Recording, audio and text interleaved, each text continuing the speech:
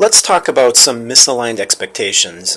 Sometimes instructors have certain expectations and students have certain other expectations or beliefs about foreign language learning. So let's address a few of the common misaligned expectations. Sometimes students ask, why doesn't my Spanish instructor use English, or some English at least, in the classroom? Well, it's because your Spanish instructor is probably your primary source of input from the Spanish language in your daily life.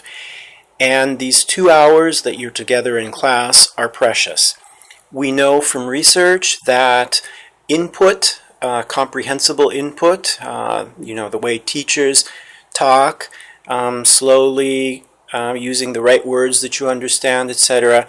This is really important language for you to have and to hear and to process in order to learn a foreign language.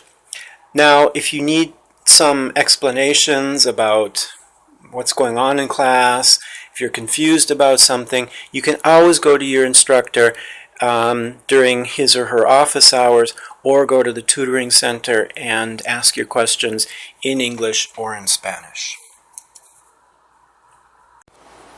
Sometimes students say something like, I think there's too much homework in this course.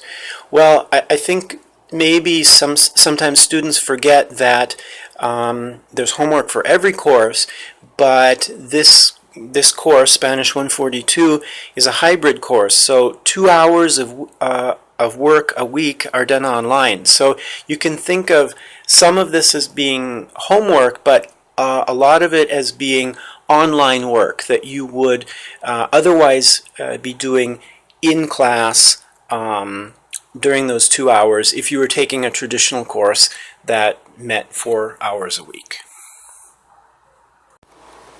Occasionally, a student will say something like, the homework is busy work, or the online work is busy work.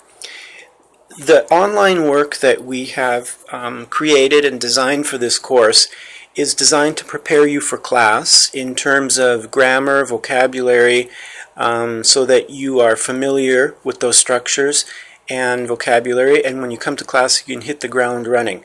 A lot of times, due to the constraints of technology, the activities will be multiple choice, fill in the blank, but what we try to do is make each activity meaning-based. That means that you have to extract the meaning from the sentence. You have to extract the meaning from the reading in order to be able to answer the questions. So this is not really busy work. A lot of thought went into this. If you think it's busy work, maybe it's just that you're pretty advanced and you're able to do the work very quickly.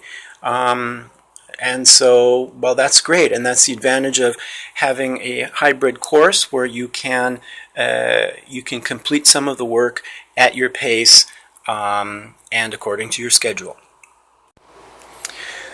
Sometimes learners will say, I need grammar. Why aren't we learning grammar?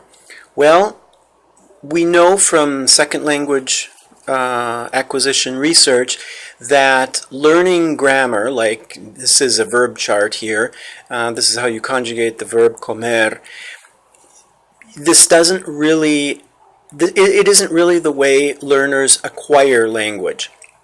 So the way we approach language acquisition and learning in this course is primarily by ideas, topics that we talk about.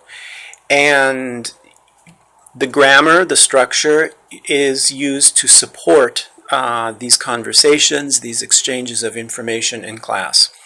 If you feel that you need traditional grammar explanations, you have a very complete appendix in your course pack which corresponds to the blue pages, and you can go there and consult those pages on your own. You can go talk to your instructor during his or her office hours, or you can go to the tutoring center if you feel that you need more traditional grammar explanation. Occasionally a student will say something like, I'm pre-med and I don't want to learn about Spanish and the law. Spanish in the professions covers four professional areas: educación, derecho, negocios, medicina, which many students in LAS have a connection to and will most likely be part of your professional future in some way. Now, even if you're studying to be a teacher, it doesn't mean that it's a bad thing to learn about law vocabulary or to learn about what are the challenges of people in the law profession, or how is Spanish in this country used in business. You know, we all have interactions, professional interactions in our lives that go beyond our chosen profession. So this course is designed to give you a general overview, a survey of how Spanish is used in various professional areas in the United States.